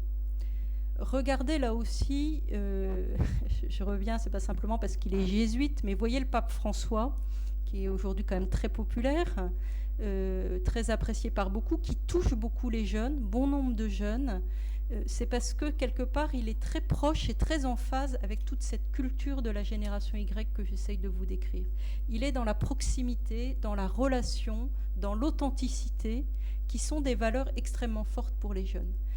Les jeunes de la génération Y qui ne supportent pas les patrons ou les politiciens qui disent quelque chose et qui font autre chose. Vous voyez, il y a un très grand besoin de sens de cohérence, et pour eux, l'authenticité... Il n'y a pas que. Oui, je vous ai dit, vous allez découvrir que vous êtes tous un peu Y quand même. Mais aujourd'hui, c'est des valeurs très fortes. Donc, on ne peut pas manager dans l'entreprise les Y, mais sans doute aussi les autres, en tous les cas, voilà, sans cette forme d'authenticité et de spontanéité, parce qu'il y a ce très grand besoin de sens et de cohérence. Et puis, ce qui est très important, et là aussi, c'est peut-être ça le plus grand défi pour les entreprises, c'est que la génération Y, ses valeurs fortes, c'est la curiosité et l'inventivité. Vous voyez, tout ce que produit Internet, pas seulement Internet, mais toute cette culture que j'essaye de vous décrire, ils sont beaucoup plus ouverts au monde que les générations précédentes, d'une certaine manière aussi ouverts au changement. Vous savez que traditionnellement, dans la formation, on parle et on essaye de former les gens sur le savoir, le savoir-être, enfin savoir, savoir-faire et savoir-être. Aujourd'hui, on a introduit une quatrième notion qui est absolument clé pour le monde dans lequel nous sommes, c'est le savoir-devenir. Voilà. Et donc, ça, c'est aussi un grand défi. La génération Y, elle a beaucoup de mal avec la routine, avec si on la met dans des choses très répétitives. Voilà, c'est aussi une génération un peu qui a grandi dans ce monde du spectacle, qui a besoin de projets, d'événements forts. On le voit bien dans la pastorale, si on n'a pas des rassemblements, des événements, si vous leur proposez simplement une réunion toutes les semaines, voilà, de la même manière autour d'une table, vous n'aurez pas beaucoup de jeunes, vous voyez. Donc ça, c'est aussi un défi pour l'entreprise. Et on voit bien que les entreprises qui marchent, c'est celles qui sont dans l'innovation et dans la créativité, et que c'est aussi ce que les jeunes peuvent vraiment apporter. On a des générations beaucoup plus créatives et innovantes aujourd'hui que les générations plus anciennes. Voilà, donc ça fait un certain nombre de fonctionnements à prendre en compte, et comme je crois qu'il ne me reste plus beaucoup de temps, combien de temps ? Voilà, je vais... donc, vous voyez qu'elle fonctionne beaucoup plus. Donc on a un primat des projets et des événements sur les structures. Ça donne quoi ? Ça donne un jeune qui arrive dans l'entreprise. Vous pouvez lui sortir le plus bel organigramme. Bon, ok, il va peut-être le regarder, mais en fait, c'est pas ça qui l'intéresse. Voilà. C'est qu'est-ce qu'on fait, qui y a, comment se passent vraiment les choses, qui détient les clés de telle ou telle information, et comment on va fonctionner en projet. Vous avez les entreprises qui ont le plus de jeunes aujourd'hui, je cite encore Google, mais il y en a d'autres.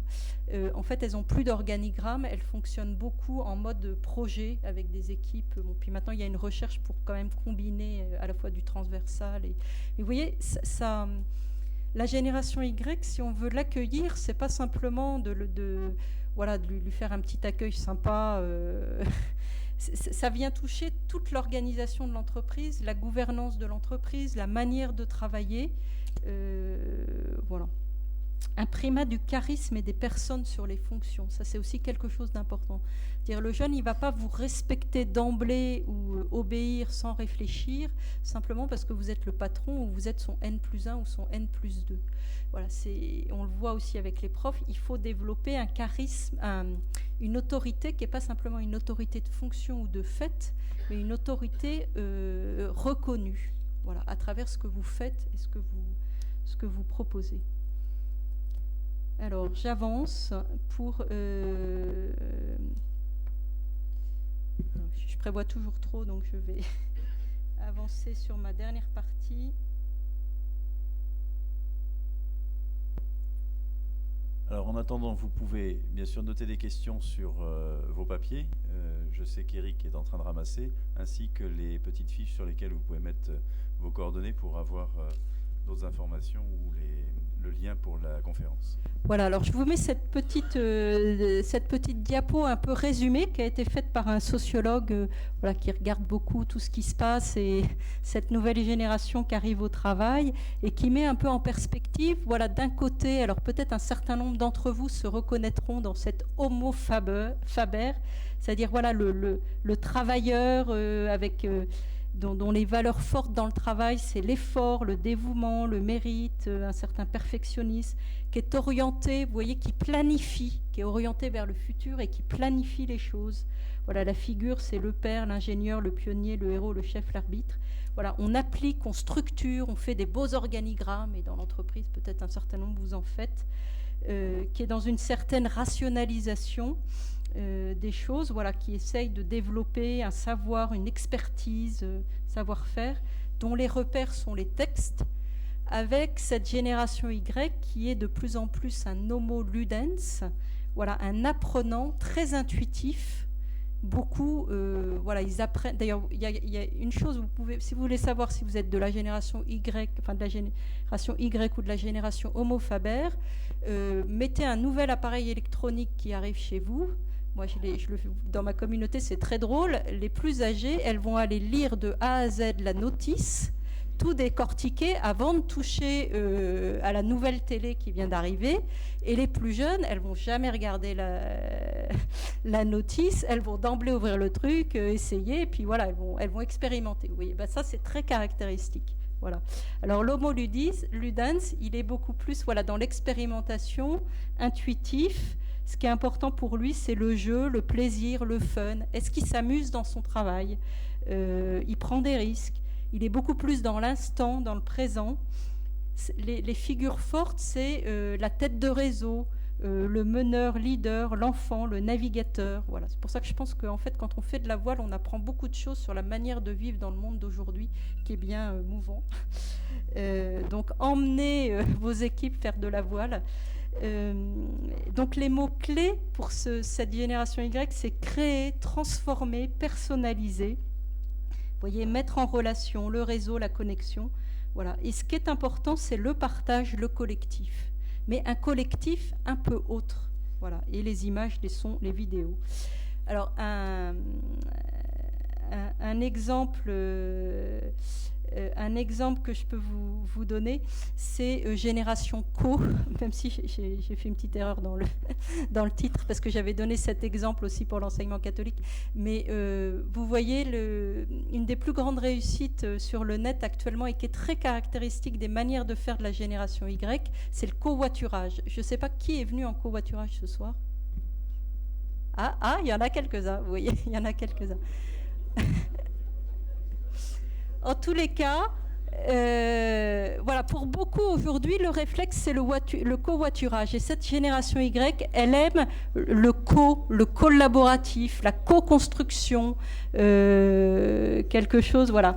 Et donc, quelque part, il nous faut inventer aujourd'hui le blabla entreprise, vous voyez, et voilà, ils réinventent des manières de faire avec d'autres, mais qui sont pas, voilà, qui sont nouvelles. Le covoiturage confiance. Donc vous voyez, cet individu génération Y, il est collaboratif dans cette approche de connaissances partagées et il a besoin... voilà. Alors je termine, je vous dis juste un petit mot, voilà, parce qu'on est quand même dans un contexte où je peux évoquer quelque chose des jeunes cathos, mais parce qu'il y a aussi des choses à en tirer. Les jeunes cathos, ils sont aussi comme les autres jeunes d'une certaine manière, et je pense que ça nous dit aussi quelque chose de la soif des jeunes du monde actuel, donc une soif d'expérience et une soif spirituelle qui s'exprime bien au-delà des sphères cathos. Quelque part, ils ont aussi besoin de mettre le travail dans une approche plus globale. Une soif de formation et de repères, parce qu'ils sont tellement inondés de plein de choses, voilà, d'informations de partout, bombardés de modèles. Ils ont aussi besoin à un moment donné qu'on leur donne des repères. Et je pense qu'ils ont aussi besoin de repères dans le monde du travail, une soif d'aventure et de propositions fortes. Voilà. Est-ce que votre entreprise dans laquelle vous les embauchez, ça les fait rêver? Ils ont besoin d'aventure et une soif de rencontres et de relations vraies. Alors je termine encore 5 minutes par quelques clés très pratiques pour l'entreprise. Voilà, mais vous pouvez aussi en tirer des choses pour la pastorale ou pour d'autres lieux. Les clés, c'est l'accueil et la convivialité. Voilà. Soigner l'accueil. Ils ont aussi besoin de temps festif. Alors, ça ne veut pas dire qu'il faut prendre des pots tous les jours, 3 fois par jour pendant le boulot, mais il y a besoin de marquer la fin d'une étape importante dans le service, marquer un gros projet qu'on a réussi, vous voyez. Et surtout, ils ont besoin d'un management de proximité. Donc d'avoir en face d'eux des vis-à-vis, des responsables qui sont dans cette attitude plutôt de coaching, c'est-à-dire d'écoute et de dialogue. C'est pas simplement pour leur dire, voilà, en 3 mots, fais ci, fais ça. Mais fondamentalement, les jeunes aujourd'hui ont énormément besoin d'être rassurés et épaulés. Voilà. Mais ils n'ont pas envie d'avoir en face d'eux des gens qui leur expliquent, voilà ce que c'est que la vie, mon petit, toi tu connais pas. Voilà. Mais c'est aussi ce beau mot anglais qui s'appelle l'empowerment, c'est-à-dire donner en confiance, aider l'autre à développer ses capacités. Des objectifs intermédiaires à court terme, voilà, et du challenge et de l'aventure, quelques clés. Donc vous voyez, créer de la relation individuelle avec, je l'ai déjà beaucoup développé, l'enjeu de développer de la proximité et de l'authenticité.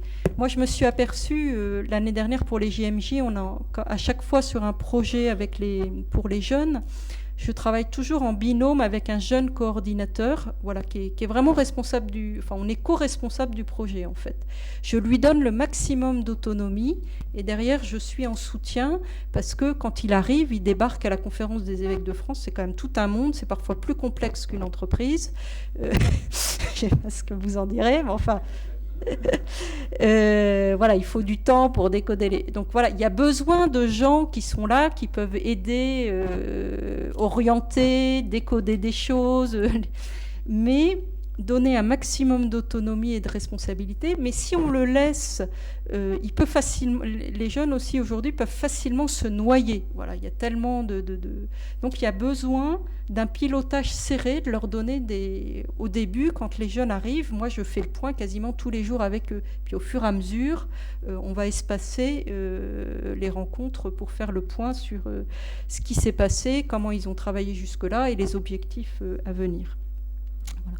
Je crois qu'il y a un vrai enjeu aussi d'intégrer les jeunes par expérimentation, voilà, en les initiant au monde de l'entreprise. En fait, moi, je suis frappée dans ce que j'entends aussi, parce que j'accompagne pas mal de jeunes en accompagnement spirituel, et quand ils rentrent dans le monde du travail, on entend beaucoup de choses aussi, comment ils le vivent dans l'accompagnement spirituel.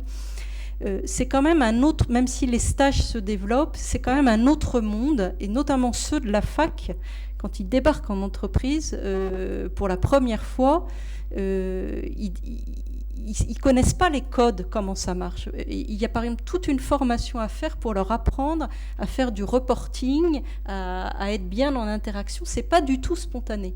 Voilà. Sur les codes vestimentaires aussi, on voit bien que des jeunes qui arrivent en entreprise, ils n'imaginent pas que leur tenue n'est pas forcément ad hoc. Il faut leur dire, mais leur dire voilà, en discutant, en dialoguant. Donc il y a besoin d'expliciter beaucoup de choses parce que les choses ne vont pas forcément de soi.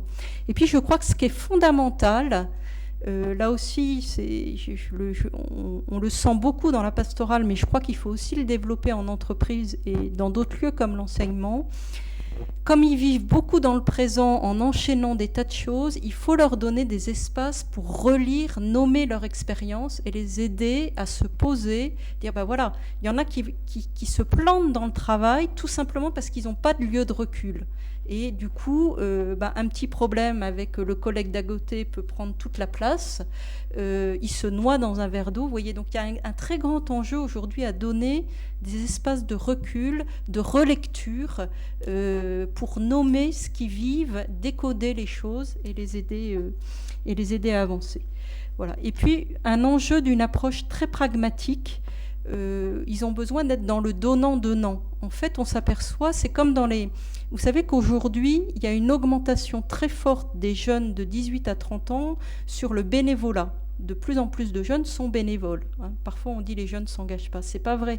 Ils s'engagent, mais ils s'engagent autrement, beaucoup plus dans une démarche aussi concrète et pragmatique sur des... Ils ne s'engagent pas forcément pour faire du militantisme sur des grands idéaux. On n'est plus dans les idéologies. Donc ils ont besoin d'être utiles, d'avoir un impact. Et du coup, il faut, dans le travail avec eux, être... ils veulent savoir ce qu'ils vont donner et ce qu'ils vont recevoir. Donc il faut poser les choses un peu dans cette approche de donnant-donnant, en encadrant leur désir d'autonomie et en leur montrant aussi leur périmètre d'action. Voilà, ça je vous l'ai déjà dit. Et je crois, pour terminer, qu'ils ont vraiment besoin. Et en fait, le grand défi aujourd'hui, vous voyez, on se pose la question de la génération Y dans l'entreprise. Comment faire entreprise ensemble ? L'entreprise, c'est le premier lieu, c'est un des beaux lieux d'expérimentation du vivre ensemble à plusieurs générations. On le vit aussi dans la famille, on le vit dans d'autres lieux. La vraie question aujourd'hui dans notre société, dans tous les lieux, c'est comment on fait du vivre ensemble avec des individus. Voilà. Comment on fait du collectif et de la communauté avec des individus qui ont besoin qui sont en attente d'être dans une relation personnelle, dans une reconnaissance singulière. Alors moi, ce que j'ai appris à travers toutes les expériences en pastorale des jeunes, c'est qu'aujourd'hui, pour faire du collectif, il faut des projets fédérateurs forts où chacun va pouvoir trouver sa place et apporter quelque chose. Voilà. Le collectif, il n'est pas donné d'emblée, et cette génération Y, elle a besoin de co-construire les lieux de vie ensemble et de travail ensemble où elle est. Et ça se fait à travers des projets fédérateurs qui vont emmener tout le monde plus loin. Et donc en s'appuyant, vous voyez, je vous ai dit, c'est une génération qui fonctionne à la passion, à l'affect, sur des projets. Et là, ils peuvent donner beaucoup quand on leur donne une vision et en même temps des tâches concrètes. Voilà, donc je crois qu'un des maîtres mots, c'est de pouvoir inventer ensemble l'avenir dans tous nos lieux, dans cette perspective d'innovation et de créativité. Ça ne veut pas dire qu'on a tous à devenir comme eux et qu'ils ont à devenir comme nous, mais on a tous à bouger, je crois. Voilà. On a tous à bouger et on a tous à recevoir les uns des autres. Et je crois que si on arrive à travailler ensemble dans une belle dynamique et réciprocité, l'avenir de la société et du monde, il n'est pas donné d'emblée. C'est aucune génération toute seule ne pourra l'inventer, mais les jeunes, avec nous, pourront inventer cet avenir. Sœur Nathalie, merci beaucoup pour cette intervention. Oui.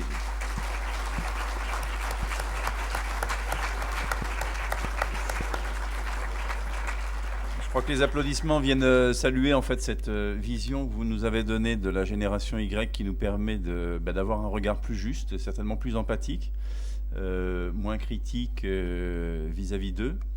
Et sans plus tarder, parce que j'ai vu qu'il y avait pas mal de petits papiers qui remontaient, donc je vais demander à ceux qui doivent trier par famille de questions en fait, de prendre le micro et puis de poser les questions dans la salle.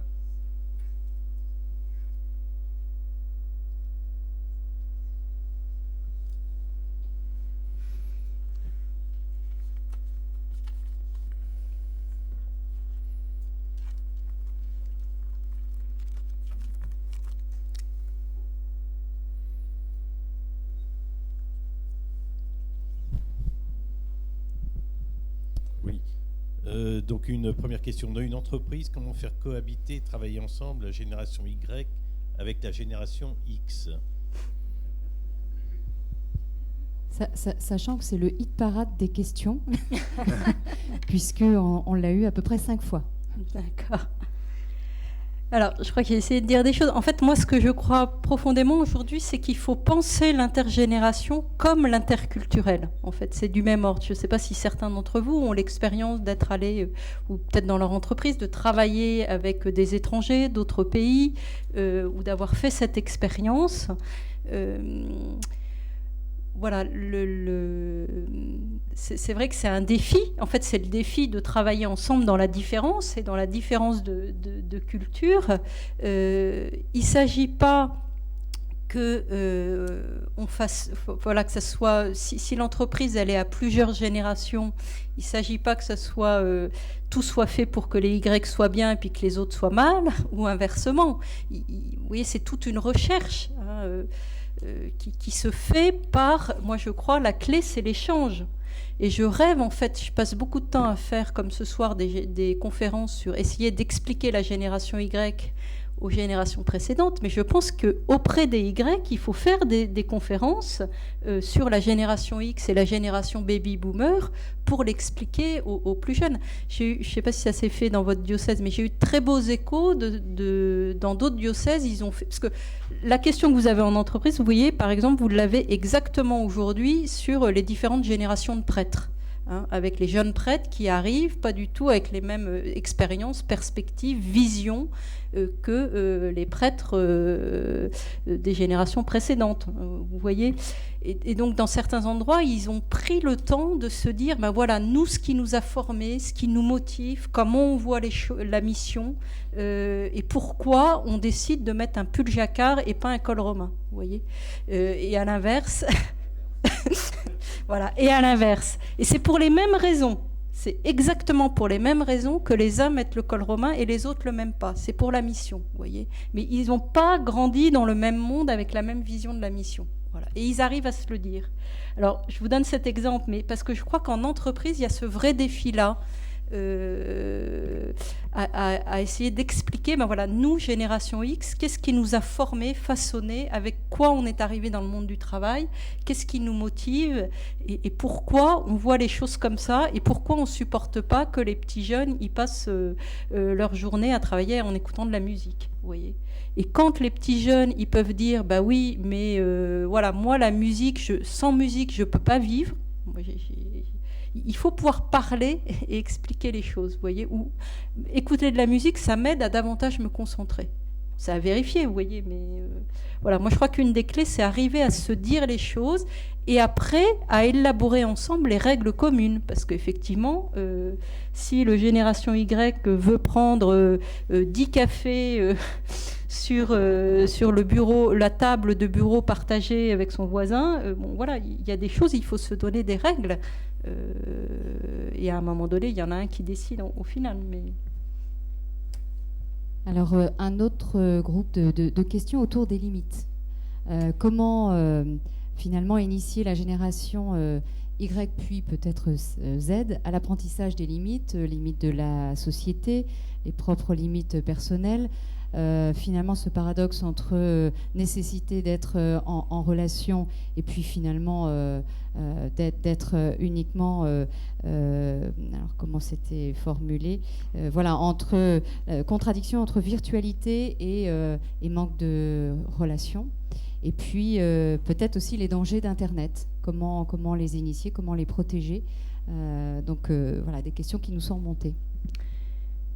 Alors vous voyez, là je reviens aussi, finalement dans tout ça, un des maîtres mots, un des mots-clés que je n'ai pas encore prononcé ce soir, je crois que c'est le discernement. C'est-à-dire Internet, comme tout outil, vous pouvez l'utiliser de manière constructive et pour le meilleur ou pour le pire. Mais c'était pareil avec les bouquins. Vous pouviez passer des heures à vous enfermer dans des livres débiles et pas constructifs dans votre chambre en fuyant la relation. Et ça, vous pouvez aussi le faire sur Internet. Donc je crois que d'initier les plus jeunes à tout ça, c'est vraiment les aider à relire leur expérience et repérer qu'est-ce qui construit, qu'est-ce qui les fait avancer, qu'est-ce qui est bon pour eux et qu'est-ce qui produit quelque chose de mauvais. Voilà. Alors personnellement et dans le travail collectif, quand on travaille ensemble, moi je le vois par exemple des équipes de travail, on développe beaucoup aujourd'hui, je l'expérimente aussi, on fait des réunions Skype, on travaille par mail, par les outils collaboratifs, etc. Sauf qu'à un moment donné, on voit bien qu'il faut aussi se rencontrer au moins quelques fois, vous voyez. Et donc on va... Voilà, donc c'est parce qu'on fait le point, parce qu'on prend le temps, et je crois qu'on prend le temps, voilà, de débriefer et de repérer qu'est-ce qui va faire avancer la personne et qu'est-ce qui va faire avancer le travail collectif. Et il n'y a pas une réponse en soi tout de suite, elle est ou une fois pour toutes. C'est à relire, à évaluer. Et je crois que, comme je vous disais, les jeunes ne supportent pas qu'on leur dise, qu'on leur assène les choses d'emblée. Si vous leur dites Facebook c'est très mauvais, Internet, faut pas que tu passes ta vie sur Internet. Si vous leur dites comme ça va pas marcher, ils vont pas l'écouter. Maintenant, si vous prenez le temps avec eux de voir qu'est-ce qu'ils font, comment ils l'utilisent, qu'est-ce que ça produit, et de décrypter que effectivement, en passant des heures, ils vont se rendre compte. Vous voyez, mais voilà, ils ont besoin de vérifier les choses par eux-mêmes aussi. Voilà. D'où l'importance de la relecture sur l'expérimentation. Je ne sais pas si c'est clair.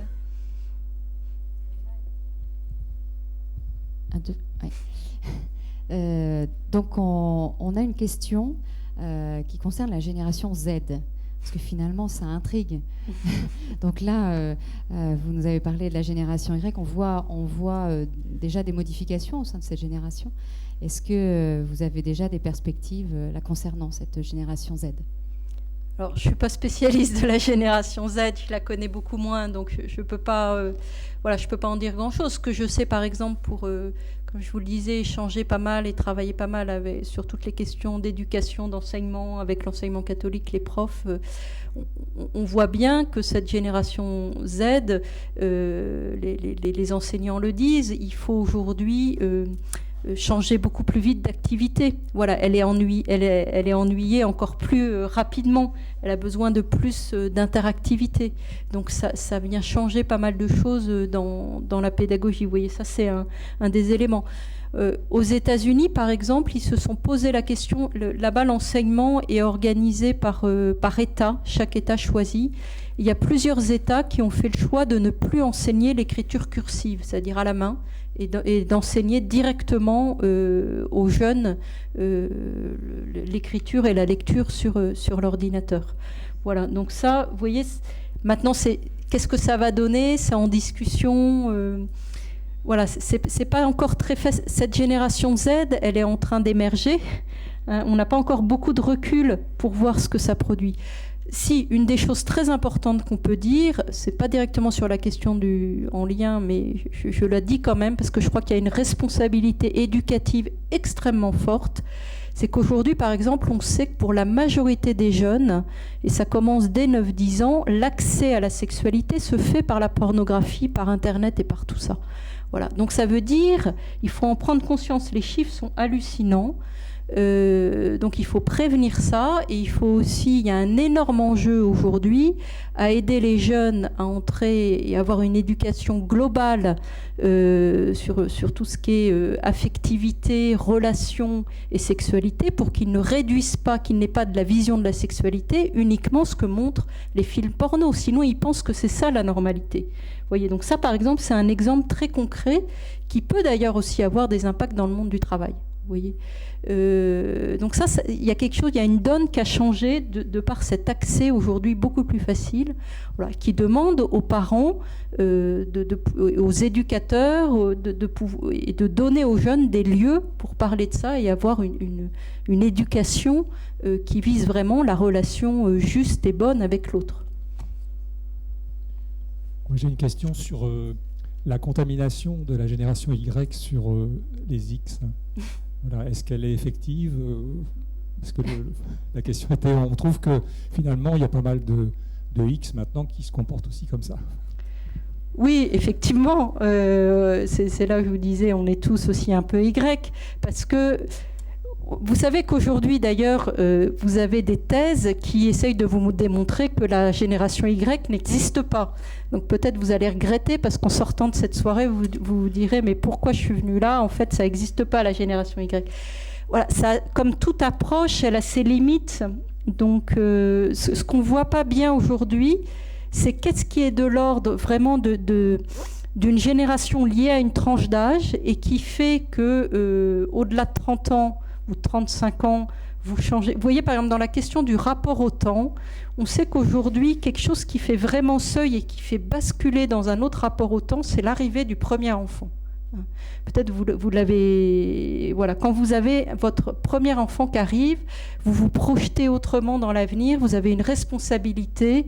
Là, effectivement, dans mon service, il y en a un qui vient d'être papa depuis 10 jours, et on voit bien qu'il y a quelque chose qui le transforme profondément.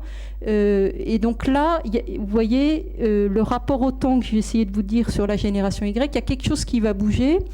Et en même temps, on est tous aujourd'hui pris dans ce court-termisme aussi. Hein. Voilà, donc il y a des choses qui vont durer, qui sont de l'ordre des évolutions fortes, et puis il y a des choses liées au fait que voilà, la jeunesse, c'est un temps de transition, de construction, d'expérimentation, et puis après, quand on s'installe, vous voyez, la mobilité, globalement, quand même, quand vous vous mariez, que les deux ont un boulot, elle est moins grande que quand vous êtes plus jeune. Voilà, donc c'est là où il faut temporiser des choses. Oui, ben vous répondez en fait à la question suivante, qui était, que devient un Y quand il est chef d'entreprise ou chef de famille? Enfin, est-ce qu'il change de...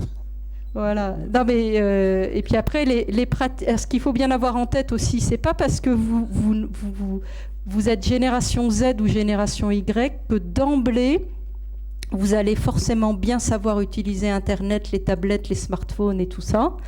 Et c'est pas parce que vous avez 75 ans que vous n'aurez pas de smartphone, même si on voit bien que les chiffres d'équipement sont pas du tout les mêmes, mais vous avez effectivement, et parfois d'ailleurs moi j'ai vu des plus âgés, quand ils découvrent tout ça, ils sont pires que les Y, hein. Ça peut arriver aussi. Donc voilà, c'est vrai qu'on peut... Je vous disais, on est dans c'est ça qui est passionnant dans le monde, dans l'époque dans laquelle on vit, c'est qu'on est vraiment dans une mutation extrêmement forte, qu'on se prend tous, et on prend la vague de plus ou moins près et de manière plus ou moins forte. Voilà. Mais vous savez, les questions qu'on se pose aujourd'hui sur Internet, Facebook, les smartphones et tout ça, dans 20 ans, on ne se les posera même plus. Ça sera complètement intégré, quoi.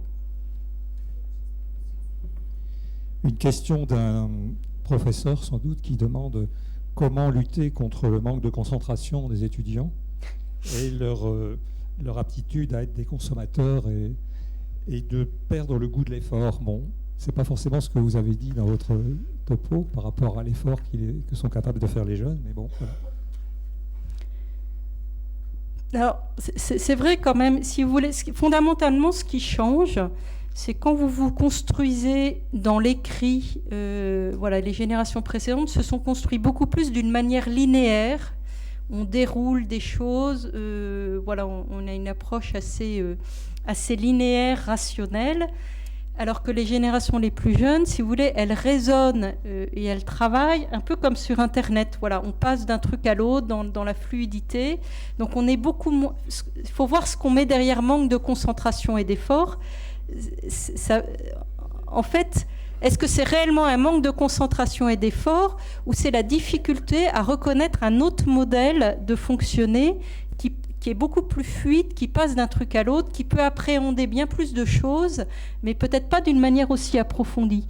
Alors là où Michel Serres est très intéressant, c'est qu'il nous dit, rappelez-vous ce que j'ai essayé de vous décrire, les 3 révolutions, passage de la culture orale à la culture écrite, etc.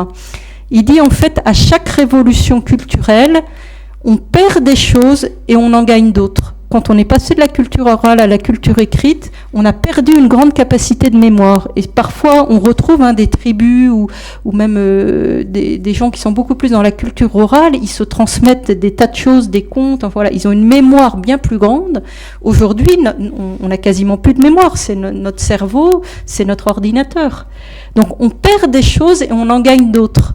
Donc, effectivement, toute génération avec sa culture, elle a des éléments, des richesses, et elle a des limites. Voilà, on ne peut pas tout avoir. On ne peut pas avoir le beurre, l'argent du beurre, la crémière normande, vous voyez.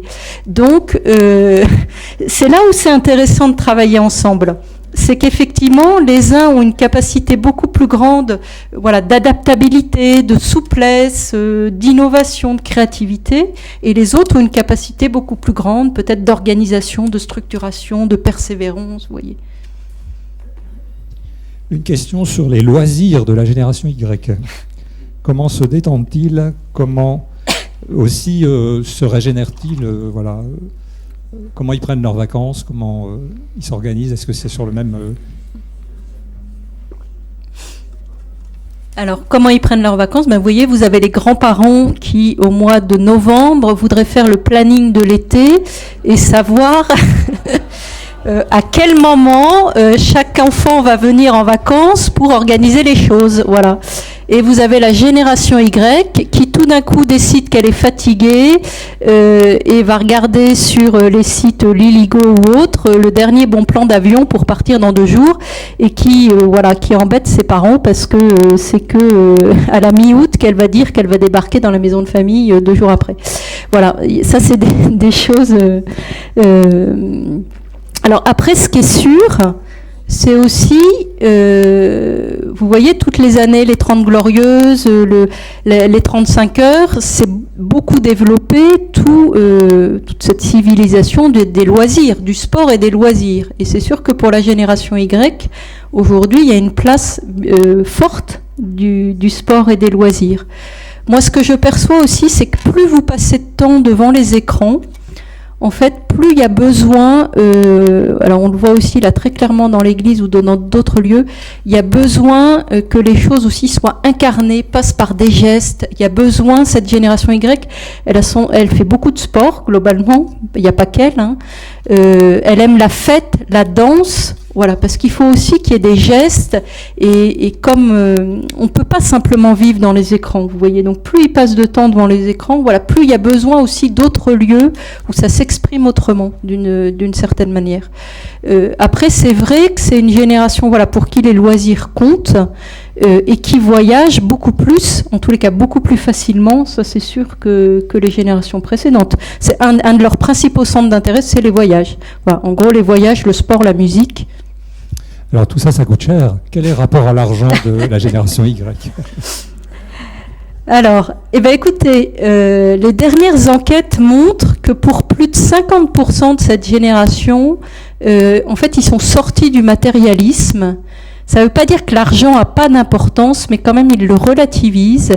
Et ce qui est très intéressant, quand vous leur demandez, pour vous, c'est quoi le bonheur? Vous voyez, pour la génération Y, pour eux, le bonheur est d'abord fait de petits bonheurs quotidiens et d'une vie affective riche. Voilà, leur bonheur, c'est d'abord une vie affective et relationnelle riche. C'est ça qui est important.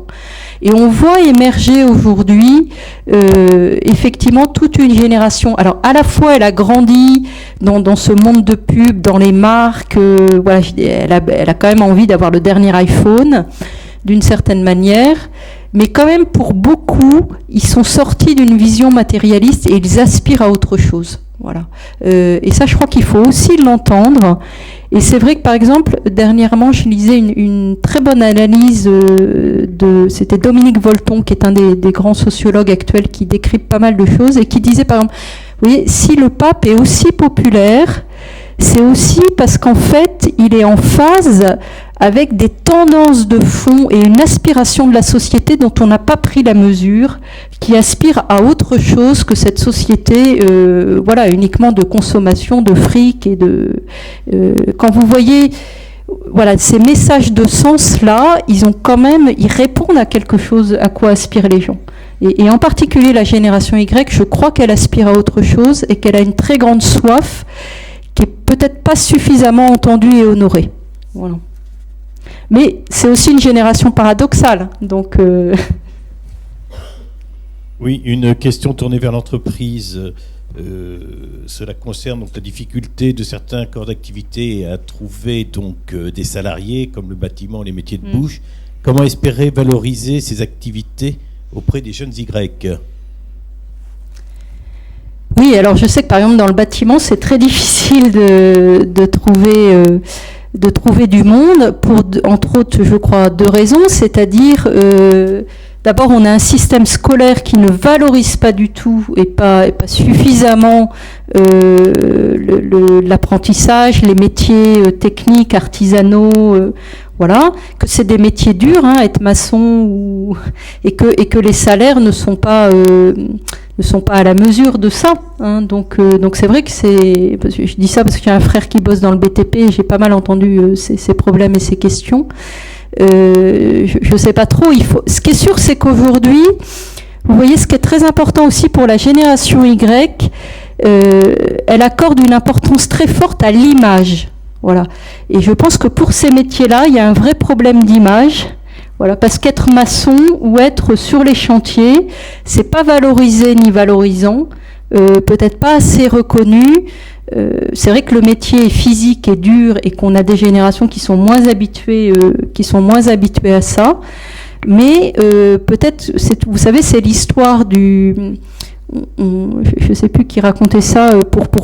Soit on demande à quelqu'un de construire un mur de pierre, soit on lui fait faire le même travail en lui disant que c'est pour construire une cathédrale. Et dans un cas, il va le faire, et dans un cas, il ne va pas le faire. Donc c'est aussi, voilà, derrière comment dans ces métiers-là où on a du mal à recruter, on donne envie, on trouve les clés. Alors, je vous donnerai l'exemple, parce qu'il est très intéressant, je ne crois pas en avoir parlé, celui de l'armée de terre. Je vous ai dit quelque chose, non pas ce soir, c'était tout à l'heure dans l'émission. L'armée de terre, elle a un problème, ils ont besoin de recruter 20 000 jeunes de la génération Y par an, ce qui est assez énorme. Et il y en a de moins en moins qui viennent spontanément les voir. Donc ils ont fait un énorme travail pour comprendre cette génération, communiquer avec elle et aller la recruter. Et c'est très intéressant la démarche qu'ils ont eue, parce que d'une part ils ont investi ils se sont rendus compte en fait que il fallait aller la rejoindre dans ces lieux, dans ces codes, l'interpeller, et que si on avait une bonne démarche appropriée, et en faisant tout un processus de recrutement où on les écoute, où on leur donne envie, on leur explique le métier sans bling-bling, mais en leur donnant... En fait, on pouvait les rejoindre. Alors, ils ont aussi complètement bougé leur processus donc de recrutement, de formation. Ils ont fait vous voyez, leur campagne, je ne sais pas si vous l'avez vu, c'est « Deviens toi-même ». Voilà, pour deviens toi-même. Et puis là, ils ont sorti une deuxième campagne complètement sur l'engagement, parce qu'en fait, c'est des valeurs fortes pour les générations d'aujourd'hui. L'engagement, la solidarité, l'aventure collective.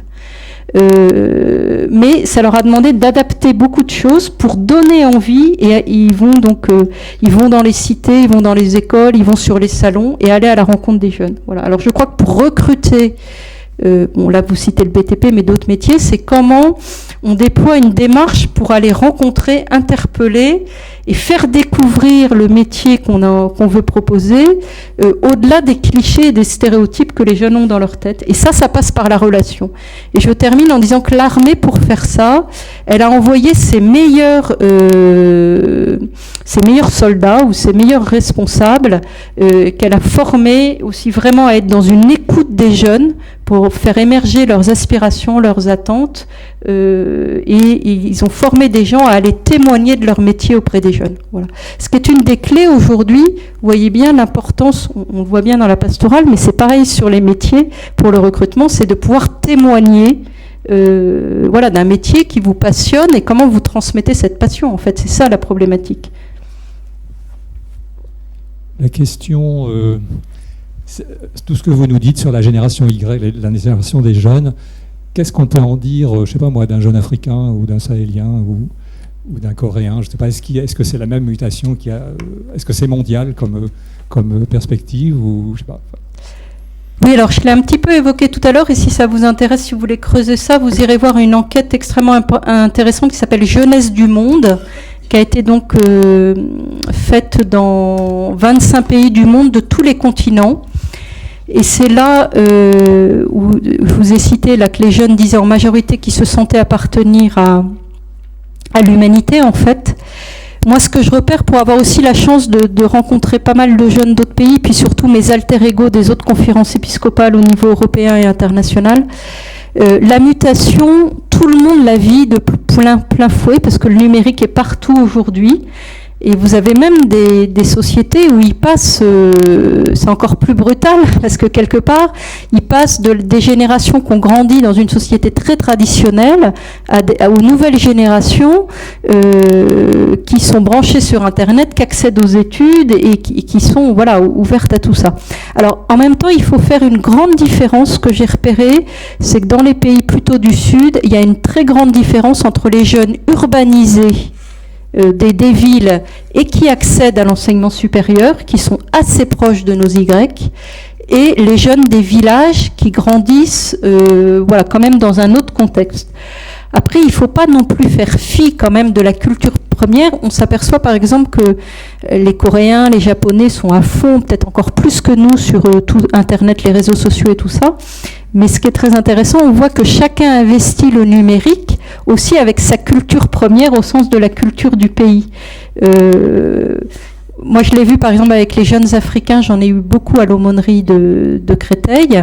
En Afrique, ils sont encore quand même aussi assez marqués par la culture orale. Par exemple, il y a un boom extrêmement fort, encore presque plus fort que nous, des téléphones portables.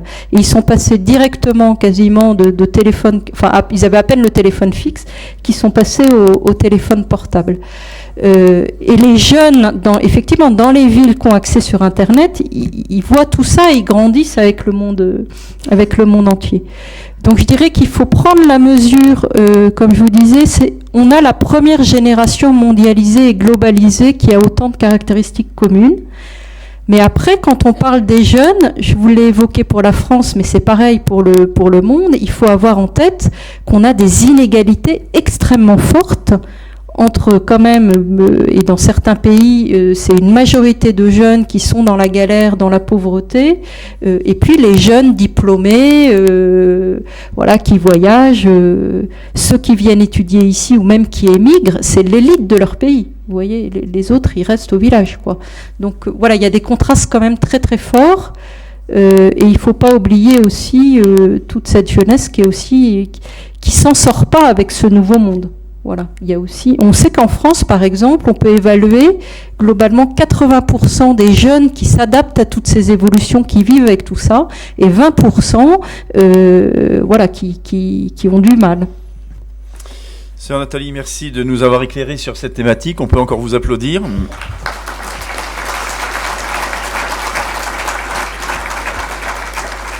Je crois que nous repartons avec des clés, en fait, des clés de lecture et d'ouverture sur une meilleure compréhension, une meilleure communication vis-à-vis des jeunes de la génération Y, qui sont quand même la génération de demain, quoi, c'est-à-dire ceux qui vont faire la société d'aujourd'hui et de demain.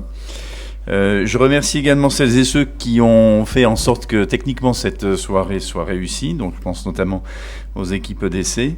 Et puis chacune et chacun d'entre vous pour faire de cette soirée également une réussite, puisque vous vous êtes déplacés nombreux. Et puis pour que ce soit une réussite encore plus complète, je vous invite à ne pas oublier en fait les personnes qui vous tendront leur sac pour que vous puissiez faire une obole en fait en ce temps de carême qui sera récompensé. Votre Père voit ce que vous faites dans le secret, il vous le revaudra. Récupération bien sûr. Et puis vous n'oubliez pas les stands au fond, à la fois Publica pour retrouver des ouvrages sur la génération Y, mais également ceux de Sœur Nathalie, un stand des EDC, un stand du MCC et un stand ACI. Voilà, bonne soirée à toutes et à tous et merci encore d'être venus si nombreux.